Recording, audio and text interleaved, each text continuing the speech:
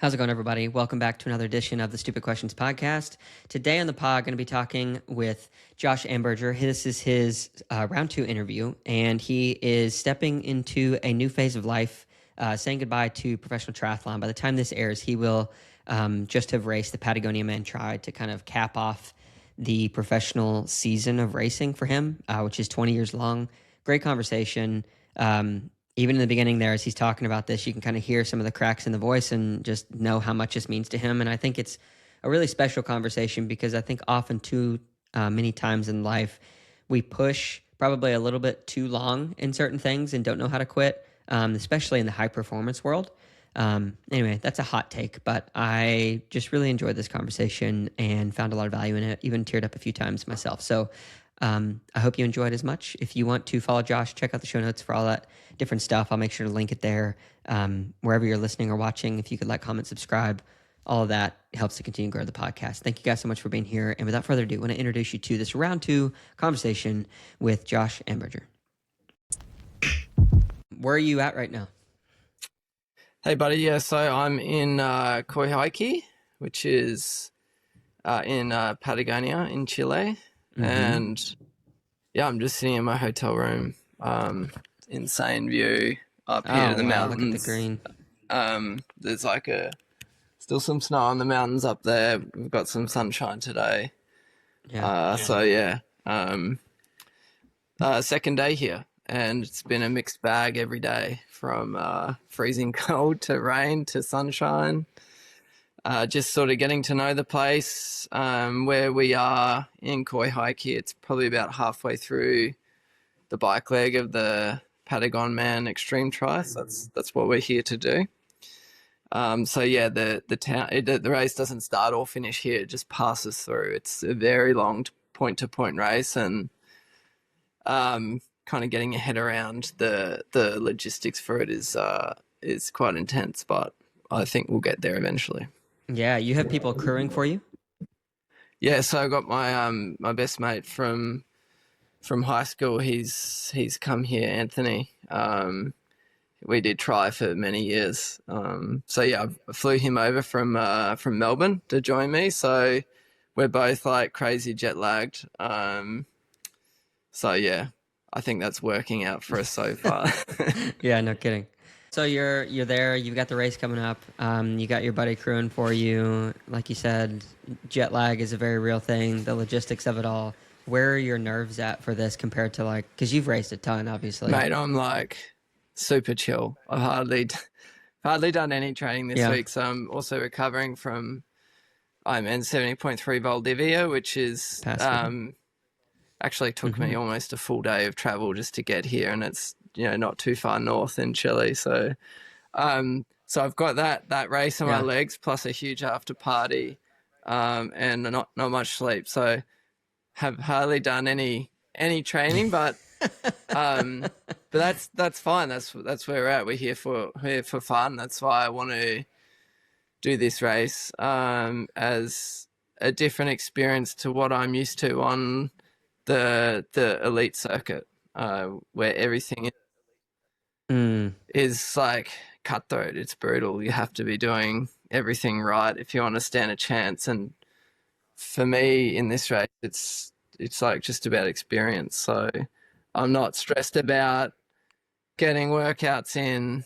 I've actually probably been eating too much dessert every night. I figure if there's a race you want to be carrying some extra fat for, it's this one, because you can get pretty cold.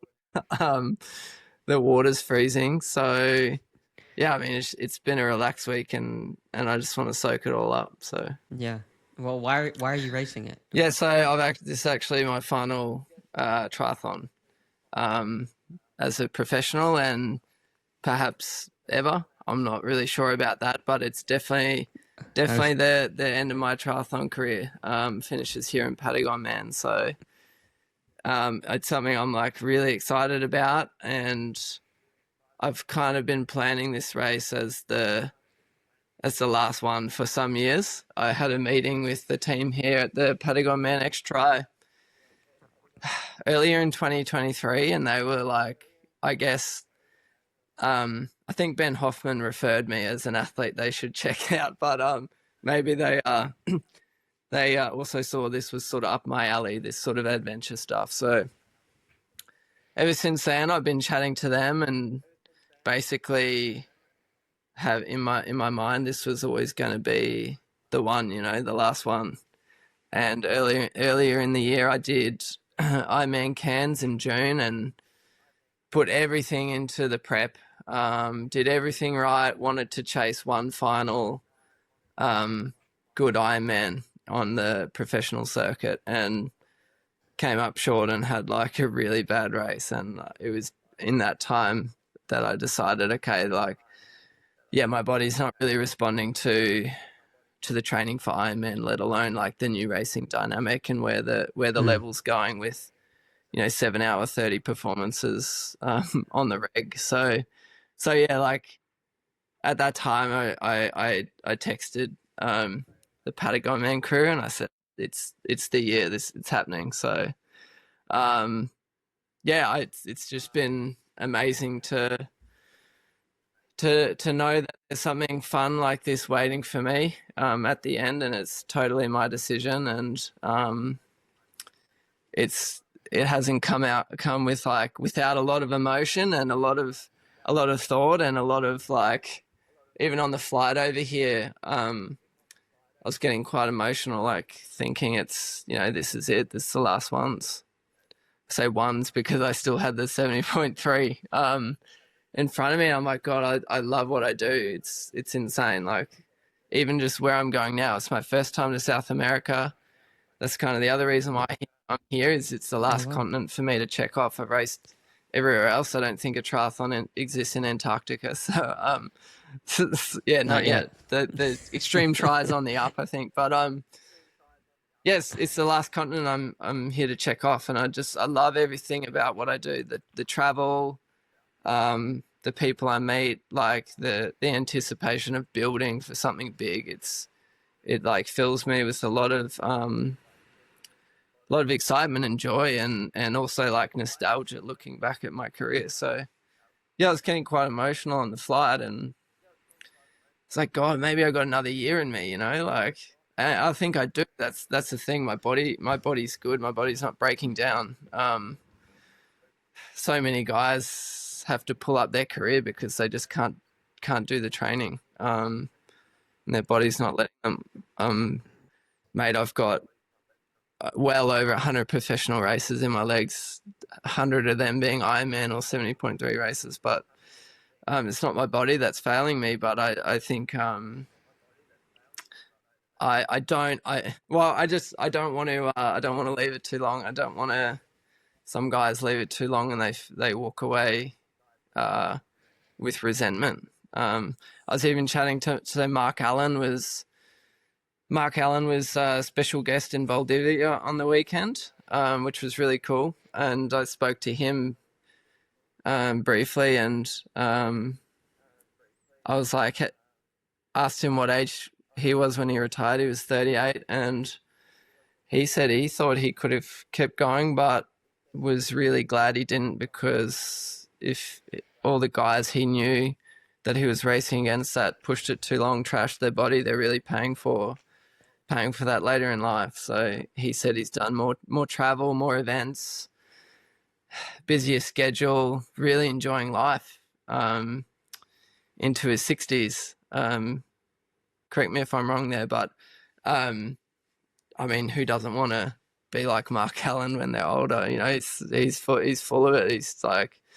He's got so much energy. So that was like really, really, really good, reassuring to hear that. And I've had 20. This is my 20th year. I did 5 years of elite racing on the draft legal circuit, and 15 years professional Ironman and 70.3. So that's a full career, and that's back-to-back seasons every year. It's and that's also why I'm happy to now close the chapter, because I've done everything I can in that time to achieve my potential, to make the most of my talents, and so much work that goes into it. 3 sports. It's insane. I think this is the Yeah. first year where I've really taken I wouldn't say a backseat, but looked at my training and look at what I do in the rearview mirror. And it's been like, damn, like being on your game for 3 sports is insane. And yeah, so yeah, I'm happy to leave it there after this one.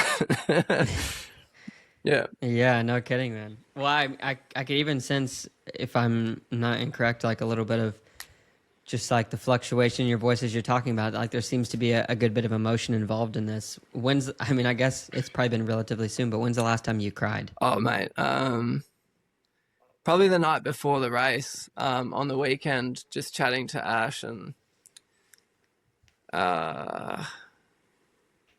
just I don't know, going over things with Ash, like realizing it was the last one. And I think that's a good thing, that like I can be emotional about it, because it means something, you know. If I if I was burnt out and I didn't give a shit, it would be, you know, like late. you wouldn't get upset about it. But yeah, it is yeah, I just think about all the experiences over the years, and it's irreplaceable. It's like, it's insanely hard what we do as triathletes and as professionals is on another level, of course. But yeah, that's the other thing, is getting ready for races is so demanding. I think part of my chat with Ash and having a good cry on the phone was almost as well a sense of relief that, like, everything that goes into pre-race, I won't have to do that anymore. So Yeah, you can breathe a little differently. yeah, I think so. And I love triathlon from the sidelines as well. Obviously Ash, my wife, she's still got a lot more. She's never done an Ironman, and she's got all that ahead of her to enjoy. So I'm really looking forward to looking at the sport from a new perspective as a non-competitor. So yeah. Yeah. Man, how do you think it'll change the dynamic of your relationship now that you can offer that level of support that maybe you haven't been able to in the past? Well,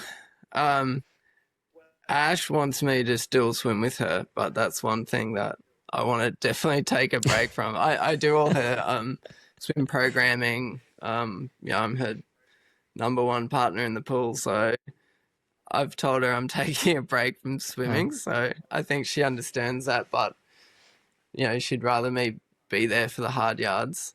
So yeah, she can't expect me to come to the pool anymore. So I don't know, maybe she understands, but you know, maybe jokingly there'll be some friction there when she really needs some company to go to the pool.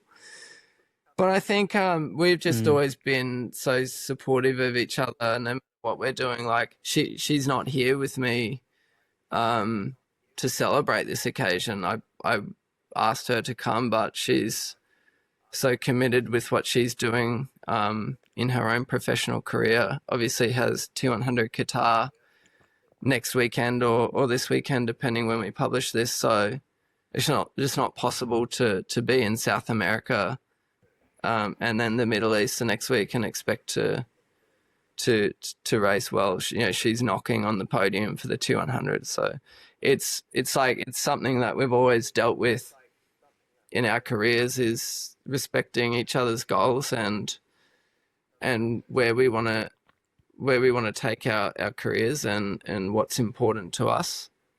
And yeah, it doesn't mean that we don't support each other though. And I think she's definitely going through a tough time not being here. Likewise, just like yeah, of course. I self-conflicted. mean, what? Yeah, like she would love to be here, but it's her professional commitment is too great. And likewise, I would love to be at home prepping her for her biggest race of the year, but I can't do that as well. So obviously, with one of us stepping away from the sport, it's going to be, I guess, much better in the. I'll be basically 100% dedicated to her preparation and her races. So that's going to be awesome. Yeah. Yeah, that's interesting. Like, I don't think that gets talked about enough because there's quite a few professional triathlon couples and the dynamic and the balance you have to do. You know, like you said in our previous conversation, and even you're alluding to this fact now, that triathlon has shaped literally every part of your life for so long. I think you were 6 years old when you started doing stuff, maybe in the pool, if I'm not mistaken. And you've been racing and being a part of triathlon for 20 years. You're 36. So more than half your life has been wrapped in this identity. Is there any part of yourself that you're afraid might disappear now that you're kind of stepping away from this world?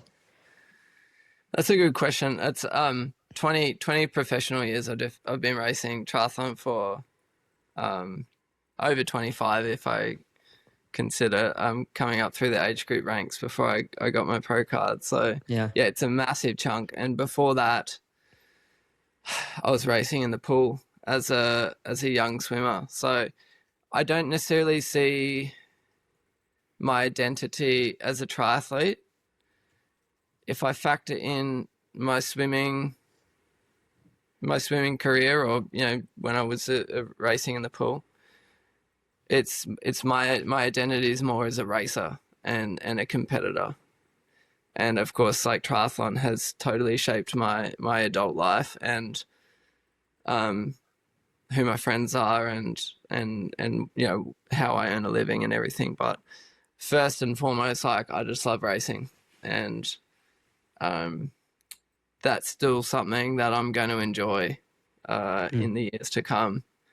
And I've definitely got my eyes on certain challenges. So, but it's just going to be for one sport at a time, not three. So, yeah. So as like a bit of a soft launch, I've already got a spot for Unbound XL in June next year. So one of the most hectic gravel races in the US, if not the world. I guess like the de facto gravel world champs. In some ways, I'm not doing that as a professional, but it will be a pursuit for sure, and it's something that I really want to get stuck into. And it's also reflective of why I'm doing Patagon Man, is because I really enjoy to chase challenges and adventure, and professional triathlon is definitely those things, but in a different sense, and it's very elite. It's it's a totally different ball game to doing something like Patagon Man or Unbound XL, where sometimes it can just be you against the clock. But I'm definitely really keen to still get stuck into some racing next year. I've also got my sights on like the UCI Gravel World Champs, which is in Australia. Okay. So I have to qualify for that, and I'm really excited to keep racing, just at a different level and a different format.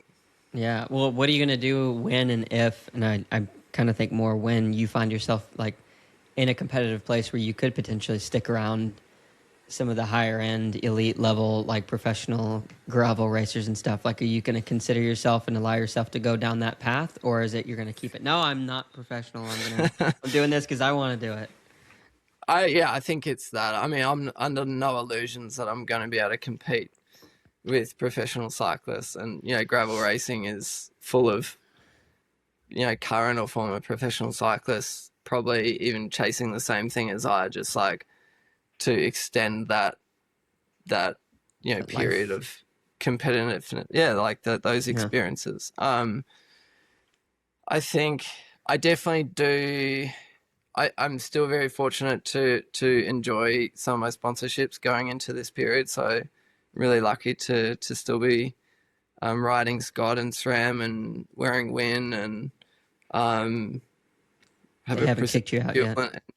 And no, no. So yeah, I've had this conversation with all my partners, and they're super excited to keep supporting me. So that feels amazing. But Yeah, definitely.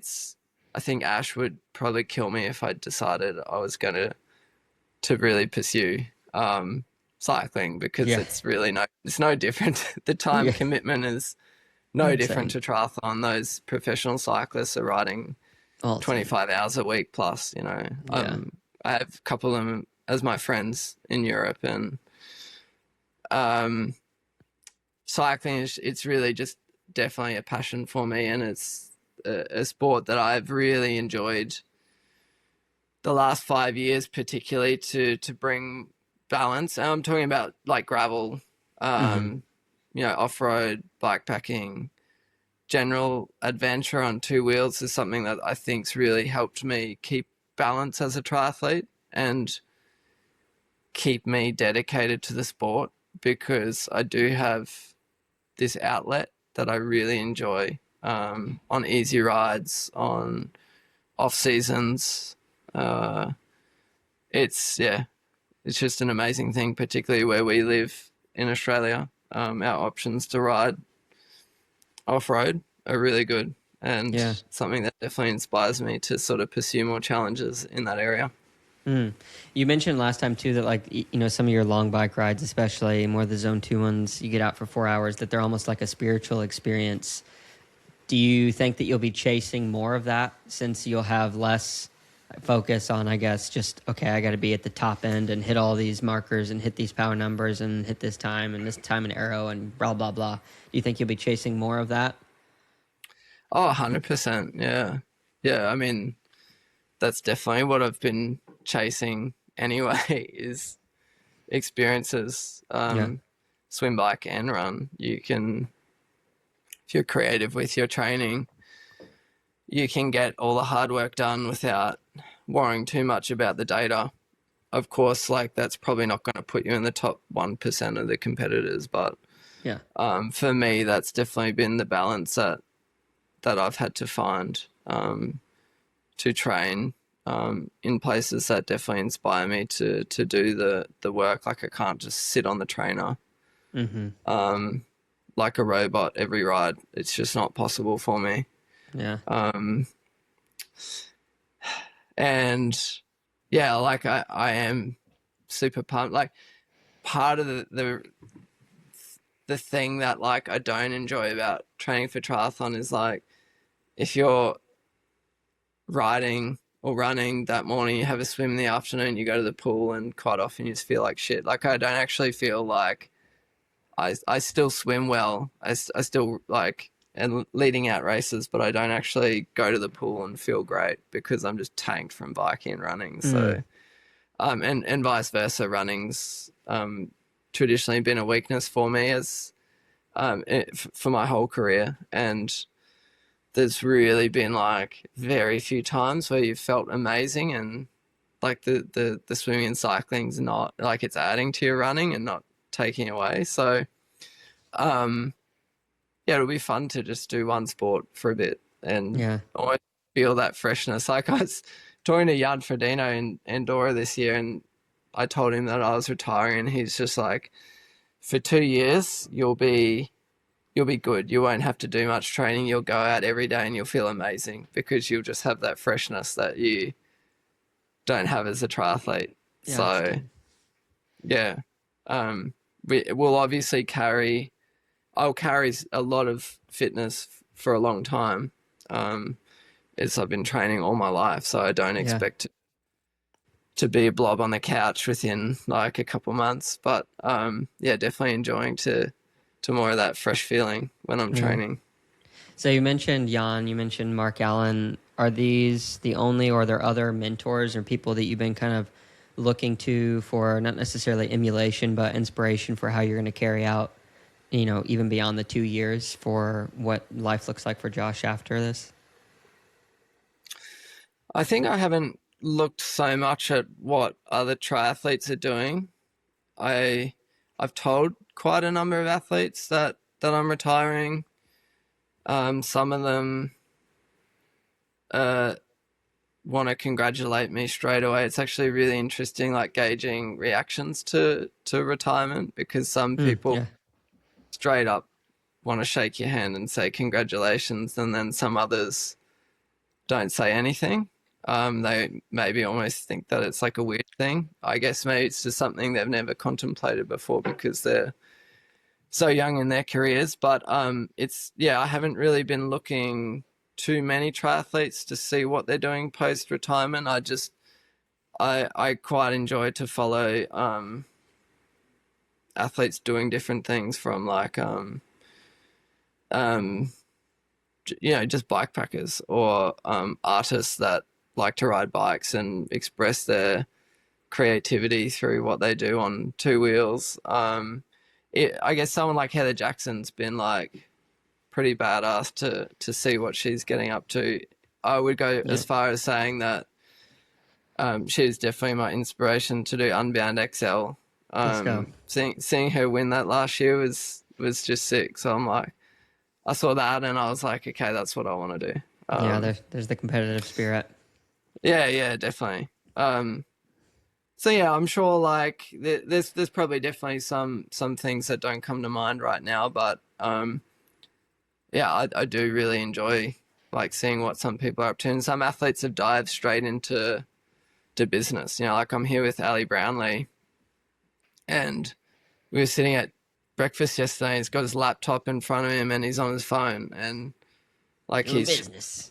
Yeah, he's just like straight up business now, and I think that's his competitiveness in sport, and he was honestly like the most competitive person ever, or like one of we've mentioned Pradino and like those guys that the Olympic gold medalists, they are like their life is competition, and that's I could really see that that just that switch is flicked in Ali, and he's but I don't see myself like, I do have aspirations for business in the future, but as far as say the short term in the next 12 months, I kind of just want to have a gap year. It's very traditional for Australians to travel and to enjoy themselves, to let their hair down after high school or at some point in their take a sabbatical. Young adult life, and that's something that I've never really been allowed to do because I've been so career driven. And it's definitely something that I'm looking forward to enjoying, is just not waking up without this crazy goal that you have to work towards. Just little micro goals, I think, for a short period of time, and also really enjoying supporting Ash in her pursuit. Hey, I just have to stop you for a second because my mate, you're fine. He's knocking on the door. Here we go. Are we back on? Yeah, we're still good. Just got the delivery, the official beer of Patagon Man. Nice. For 2025. So we were actually at this brewery house last night, Dolbeck. So it's like a local brewer here in Koihaki. So that's awesome. Yeah, the week looks promising from as a beer enthusiast, I would say. That's so cool. So as the bar, like for your ability to be competitive, as we get older, like it goes down. Do you think that will hinder your competitive spirit and drive from an athletic standpoint? I don't think so, because I love riding with Masters cyclists at home in Australia. Every year, typically at the end of the year, I do I call it the annual punters ride. So I go ride with a bunch of dudes in their 40s, 50s, and pull turns with them. And sometimes I almost have to check myself and wonder how I'm a pro athlete when I've got like these dudes, these masters cyclists that have 10 or 15 years on me, are like putting me to the sword. And so it's funny, like I see these guys, they love training and they love pushing themselves, and that's the spirit we have in sport, is like going toe to toe. It could even be against your best mate, but just that feeling of you pushing your limits. Like that's something that I don't think is going to be lost on me, because like I've said, it's been my whole life. I first dove in the pool and raced 25 meters when I was 5 or 6 years old. And that drive to achieve my potential is definitely what's kept me in the sport. And I don't, in racing as a professional, I don't see that dissolving anytime soon. Yeah. Yeah, and I feel like I also love achieving my potential, getting to that point where you see the results from your work, whether that's a race win, or a top five. On the weekend in Valdivia, I was top five. I really wanted one more podium to finish off my career, but the performance that I had for fifth place there, for me, was incredible. And I absolutely was on the limit the whole race and pushed myself to a point that I thought might not be possible, knowing that it was the last one. Having committed to the finish, there could be a tendency to just, who cares? We'll just get it done. But yeah, I was able to just go max, and just finished, not with the podium, but feeling so satisfied that I executed on that day, and made the most of the work that I've done this year, of all the work I've put before me as my time as a professional, and that those aspects of sport are extremely rewarding. Yeah. Yeah, it's so interesting. I wish that I was there to witness you doing the Patagonia Man, because I feel like, because this is your last one, your threshold for like the ceiling of your potential, because knowing this last one, like, I think mentally you could probably push yourself to a place maybe you haven't before, but also in the same regard, because it is the last one, if you got into a really dark place, the floor of just like the depths of despair that you could potentially feel are also equally as extreme. So it's like, I would love to, is someone following you? I wish there was like some kind of a documentary thing that you could. Yeah, so I before I talk about that, I would say that I think you're right on the money. I don't know what is going to happen on Sunday. I don't know if I'm going to be locked in a battle with Ali and, be like a dog with a bone, or I don't know if I'm going to be solo myself all day, like if the weather's shit, just suffering, or if that suffering is what drives me to see out the challenge. Like it's kind of quite exciting to think that I don't know what lays ahead. There's so few times we step onto a race course as a professional not having studied every aspect of the course and the competition, whereas here it's point to point. It's 226k one way to the other, through the mountains, through the fjords, and there's going to be a lot of that time where I'm going to be by myself. My crewman Anthony, he will.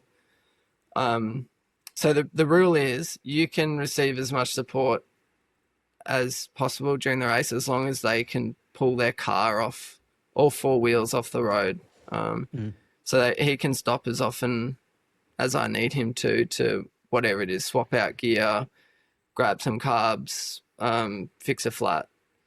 I won't obviously be able to communicate with him, but just him leapfrogging me every 10 kilometers or so should give like quite a good opportunity to have assistance. But then once you hit the run, the run is extremely remote. There's 3 aid stations, 10k, 20k, 30k. So you obviously have to take what you need to get yourself between those aid stations.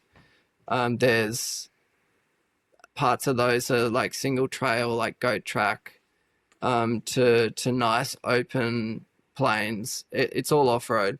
And then there's also deep river crossings where, it's recommended to take your shoes off and you're like chest height crossing a freezing cold river. So, oh my goodness. But once you hit that 30k marker, your crewman has the choice to be there waiting for you, and then they can run the last 12K with you. So he was a professional as well, but not so fast these days in corporate life. So he's been under the pump to get some fitness to run with me for the end. I think fortunately for him that last 12K is net downhill, so we suffer all the elevation in the first part of the run, and then my legs, my quads are probably going to be shot. Well, he's going to be a bit fresher than me, so it's the thought to have my best mate running with me for those last kilometers is also like, it's nice. It's definitely a nice thought. You're going to be crying, I think. I think you're going to be in tears, and I wish I was there to feel it. Yeah, probably. Yeah. And like I haven't really indulged too much in watching the race documentaries. They produce a documentary and they're doing some stuff on me for this year, so that answers your other question. Yeah. But yeah, I haven't indulged too much. I haven't learnt all there is to know about the course because I want it to be a raw experience. Yeah. Raw dog on the day. Yeah, exactly. But it's hard to not watch the finish line experience that athletes have at this race and not be moved. So it's just you run up to, I forget the name of the town, but you cresting this hill, there's a bell, you ring the bell, you're done. I don't know, it's just I think it looks like a very pure experience, and the Ignacio, the organizers there to greet you with your medal, and there's like not a person that you'll see not finish the race and be moved, and that's the real attraction for me for this race. Is it's not about a time, like it's not about a result, it's about a feeling. And if I finish with a race like this, there's no chance to finish feeling disappointed or in some way like I didn't achieve what I wanted to. So yeah, that's my other attraction for something like an extreme tri. Yeah. Finishing with a feeling.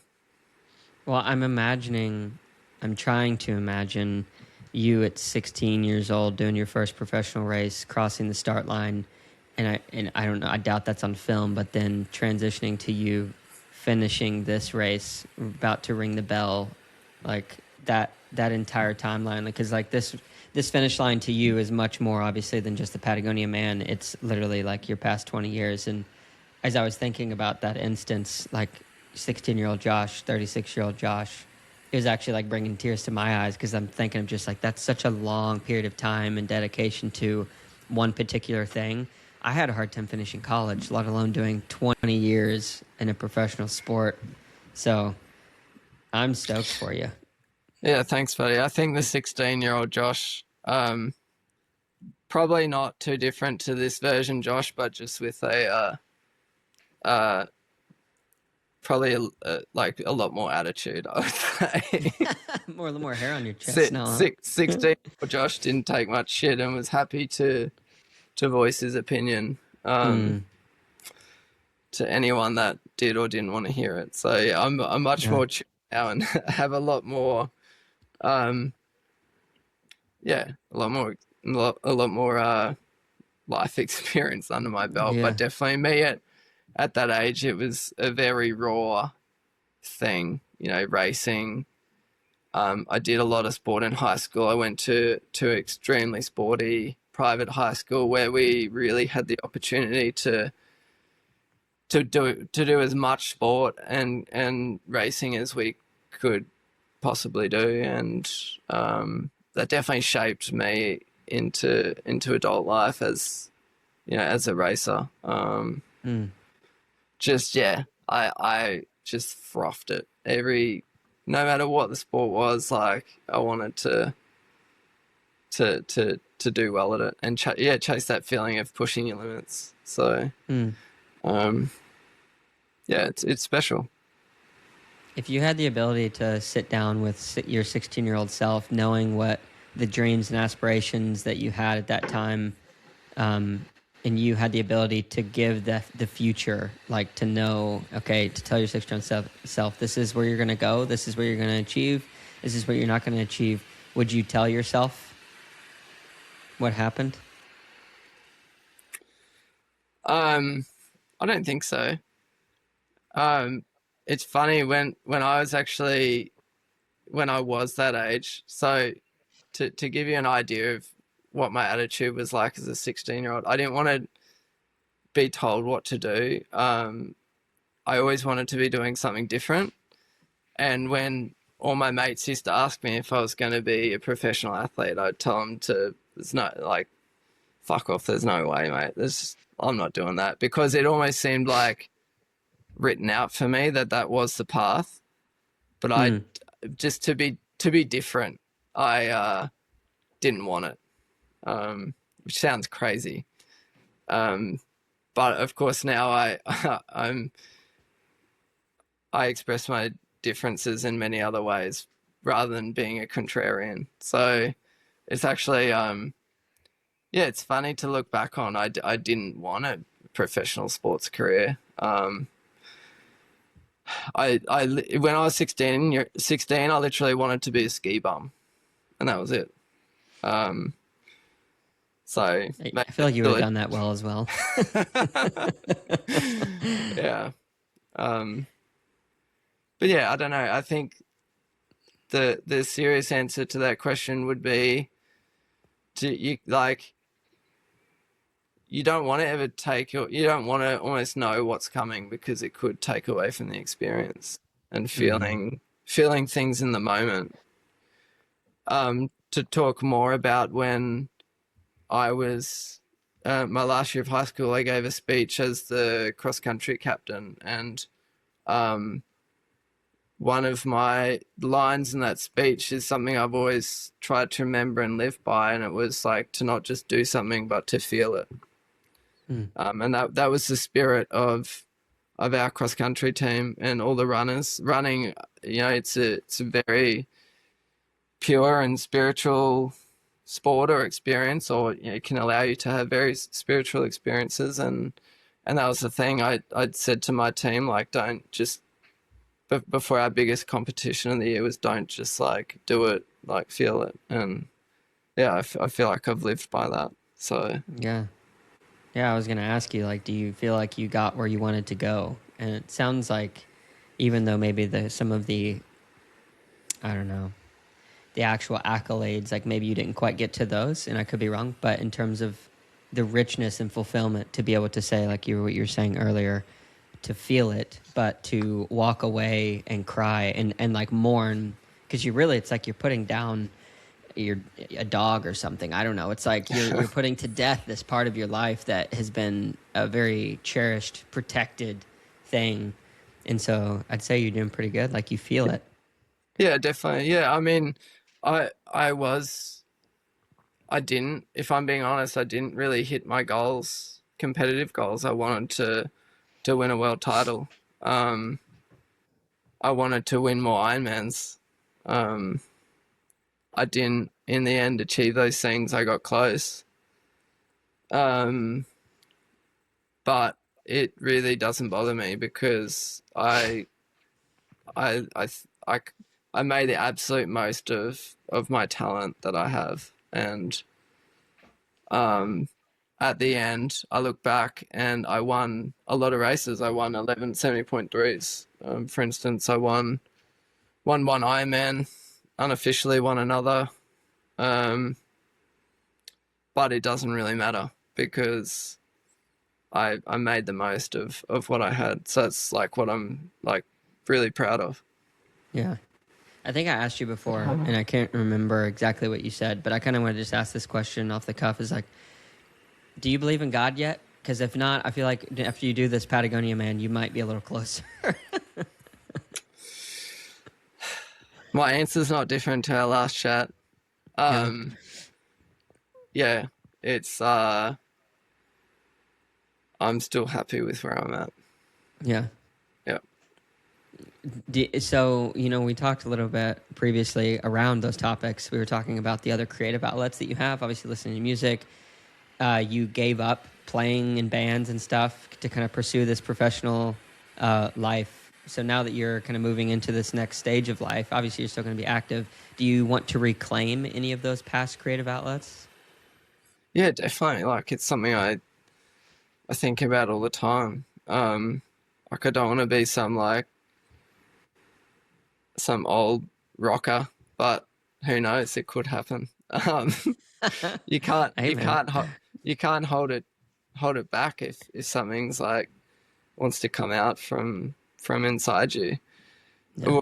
One of the things I'm really looking forward to is just having more energy for other pursuits, and I can't honestly say what I'm going to be doing to express myself creatively, but just not being totally cooked every day from training is something. It's really tantalizing Mm-hmm. because the level that we have to push to get any gains and to get further down the road each race is insane, and it takes a lot away Yeah. from everything from sometimes your relationships with other people at like the worst end of the scale, Mm. um so yeah, like it's going to be exciting. And after this race I go straight to Qatar to watch Ash in the T100. It's going to take another 30 hours of travel to get there, but um Good grief. I'll be there to support her, and then we're going on holiday, and it's to Turkey, and it's our first overseas holiday ever after the end of the season, because Wow. That's we're awesome. always so burnt out from travel and everything that the season's thrown at us at the end of the year, that we of course go on a camping holiday, but just locally, but we don't really allow ourselves to Let the hair go to down. that. Yeah, well, we do definitely let the hair down, but it's in a way that we can still refill the tank. Mm. Whereas now we're doing an international holiday, which the only other time we've done that is for our honeymoon. Yeah. So yeah, it's exciting things ahead. Yeah, no kidding. With your, a few times you've mentioned just like the level that I like the sport has gotten to now. Do you think that it's been a net negative or a net positive on the overall fulfillment aspect of the professional field and how they feel about it? It's hard to say. I think if I consider the career I've had, the I don't see. I see that it's going to be very difficult for athletes of the younger generation to have as long a career. Can definitely have a more successful career, but the the way the sport's going, I see young athletes in their early 20s doing 3 or 4 Ironmans every year, um, backing them up with other races. It's they're obviously physiologically very superior, but the to be able to pursue that year on year is, I think, going to be quite challenging. And it's sitting back watching from the sidelines. It's going to be quite interesting to see the shape of people's careers and how it differs Hmm. from those of my generation and slightly older. Um, Someone like, we mentioned him before, but Jan Frodeno going from short course to long course over, what was close to, if not longer than, a 20-year career. Hmm. That's still going to happen. You've got guys in short course racing now, Olympians, Olympic medalists going into half distance racing, but will they hit 2 decades of racing? I think, yeah, the jury's definitely out. So Yeah. yeah, Humans haven't changed, but the intensity with which the performance is expected in the time scales, yeah, it seems, because I've only been a part of the sport now for like 4.5, 5 years, and yeah, I've seen the change, even in the age group fields, let alone the professional fields. It's like yeah, next to insane, and I'm wondering, yeah, like what's going to be the net positive for the sport? Because if I look at something, because I've interviewed quite a few professional cyclists, people who were on the world tour, obviously a lot of triathletes, and we do a really good job in every sport of like showcasing the beautiful, amazing moments. Oh, there's Tadej Pogacar. He's dropped the field and he's finishing, and oh, his hands in the air. But in terms of like what you're talking about, the sheer burnout, the travel, the getting there, the training, like the mental fatigue, I feel like that still isn't talked about quite enough. And maybe it shouldn't be, maybe it won't be. But I'm yeah. like It's wondering how it's it's going to play. Yeah. yeah, it's really interesting because already we see cracks with Tade. Like he's very vocal about talking about retiring. He's mentioned a number of times this year. And then we even find out after the fact after he won the tour that he was close to abandoning in the third week. Like Mm-hmm. it's insane, and he's someone who's totally on the top of his game, who has so much to look forward to, but he's vocalizing retirement as like a young athlete. So I couldn't imagine the guys of past like generations doing that, Yeah. because like you do have the framework to keep going for a long time when there Mm-hmm. was less incentive to race so often. Mm-hmm. I think if you look at the guy who's leading the way in middle distance racing this year, Hayden Wild, he's backing up every T100 with a draft legal race. It's insane. Like he doesn't need to do that. In fact, I'd go as far as saying I don't understand why he's doing that, but he Mm-hmm. is. Like he doesn't need to. So I think the danger for young athletes in sport is trying to emulate every crazy thing they see, and it's super like Mm-hmm. the incentive. We want to do gnarly stuff. We want to Yeah, for sure. do something crazier than someone else did it, or did it better Yeah. than someone else did it. But it's it's a slippery slope. And if you're talking about longevity and like looking after your body, and trying to facilitate a long career, it's definitely, we're heading into probably potentially a danger zone. Or like these guys are so good that they're just going to keep blowing our minds, and that could be the next thing they rewrite the rule book in is Mm. longevity. So I don't know. It's yeah, it's happening in every sport. I think it's Yeah, go for it. Yeah, I follow. Like I love. Um, I love it. Action sports like slope style snowboarding, half pipe snowboarding, and stuff, and just seeing So like sick. these 16-year-old kids, like what they're doing. Like they're not doing four flips now; they're doing five. Yeah. And the 1440 is now the 2160 or whatever. Like it's just It's crazy. insane. Yeah. Yeah, That mindset where you're talking about like longevity, I feel like it's so fascinating because I don't know if this is true. This is just kind of a hypothesis, observation, but post World War II, America takes the stage, and we very much stand in this place of the value set stands around kind of quick success, or like a rip roaring, grow it as fast as you can, and then that translates to the business world, and you have the Silicon Valley, grow the tech startup as quick as you can, inject it with $1 billion, make no money, but then all of a sudden overnight it becomes a profiting thing because you decide to charge for it. For the longest time, I kind of idolized that framework of mind of like the short term. But prior to World War II, and you go back even 1,000 years, whatever, you look at like the dynasties of China or the Middle Eastern societies, like they had longevity built into the very architecture of how they operated, and part of that's because of the industrialization or whatever that wasn't there.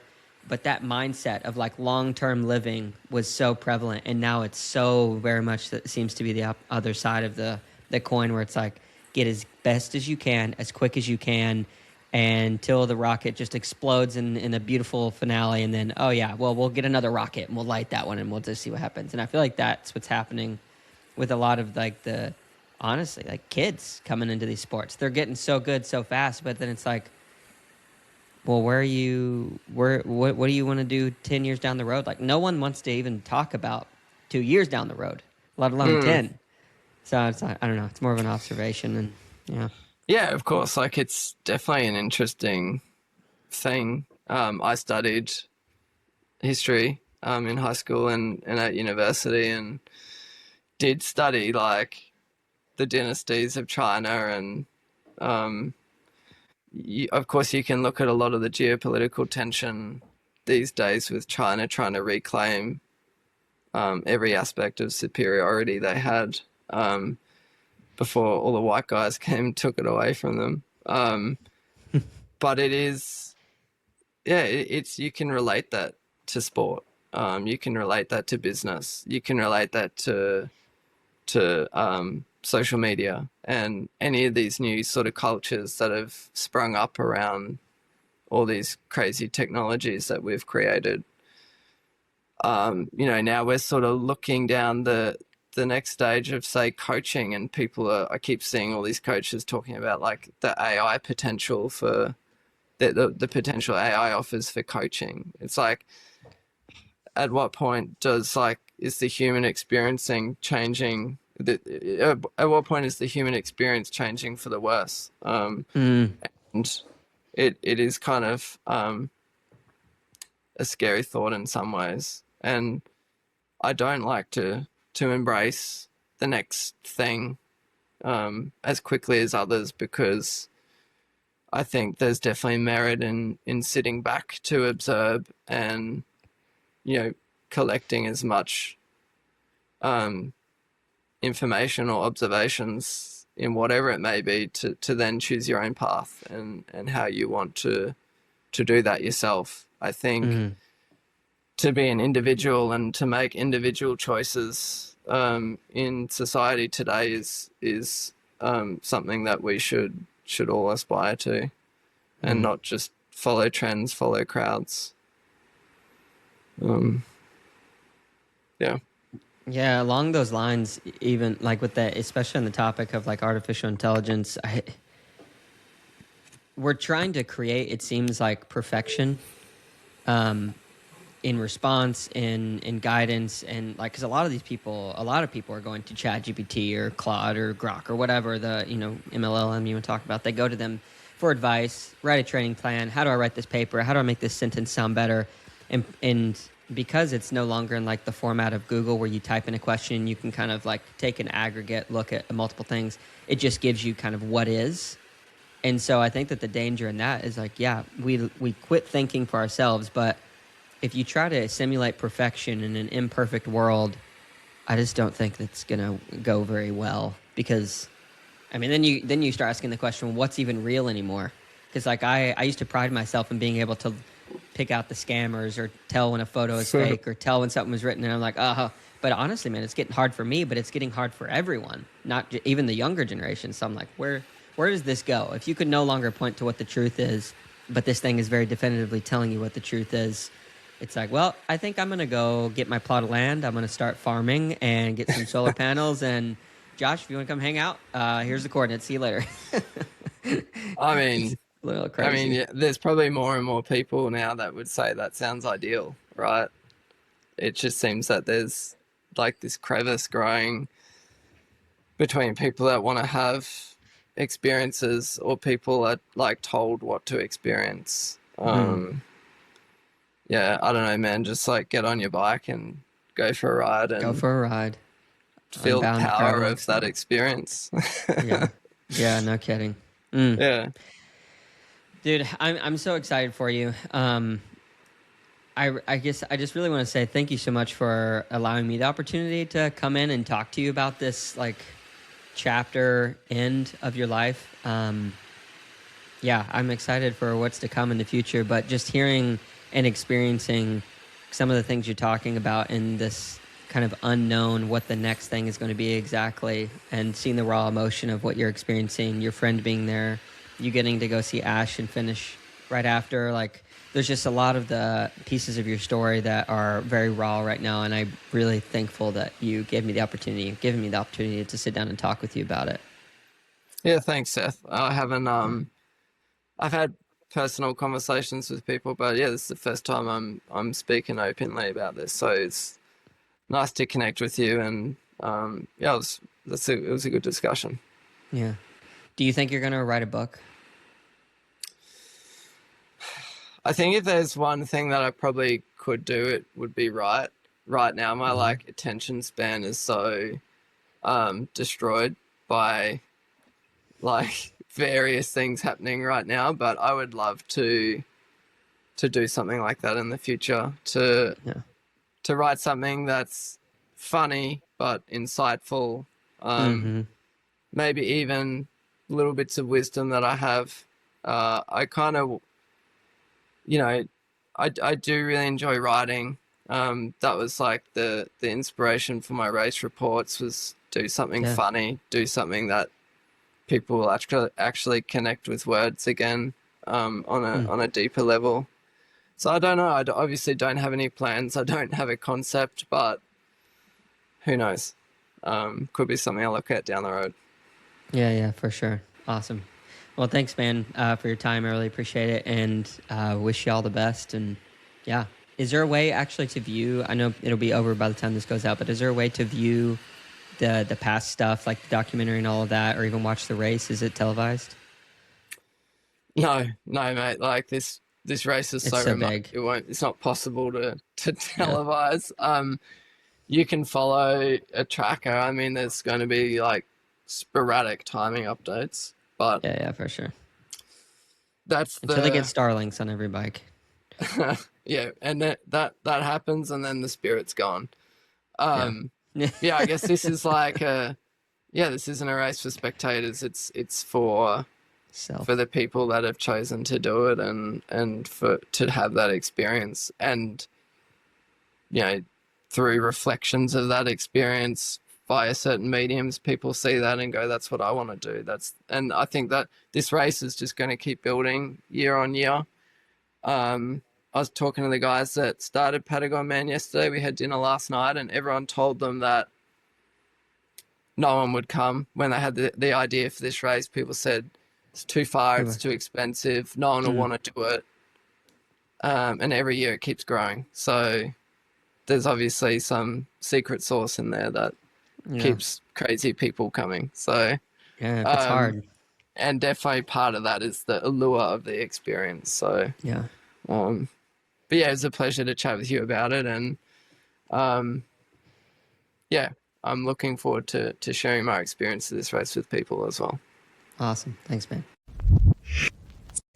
Thank you so much to Josh for coming on the podcast again and let me ask some questions about what's going on. It's pretty cool to have the conversation with someone who is stepping into the next chapter of life. I'm holding him to it. I would love to see a book come out eventually about his journey and experience.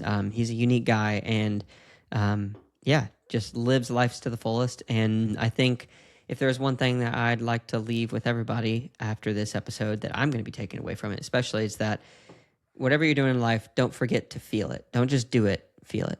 So thank you guys for being here. Thanks for listening to these final few episodes of this season, for listening for as long as you have. I am here for the long haul, through the ups and downs.